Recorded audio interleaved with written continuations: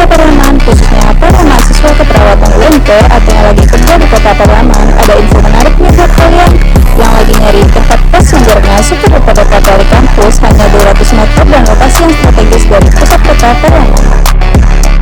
Dengan keamanan yang pastinya aman untuk kalian, dilengkapi dengan parkir yang luas serta suasana yang pastinya nyaman sekali buat nyantai sehabis pulang kuliah atau kerja. Tak lupa juga ada gazebo-nya buat nyantai atau buat menjual kos bareng teman kalian. Gak cuma itu, di kos Garuda Indah ini kamarnya sudah dilengkapi dengan kasur, AC, lemari, dapur, dan kamar mandi yang bersih banget loh guys.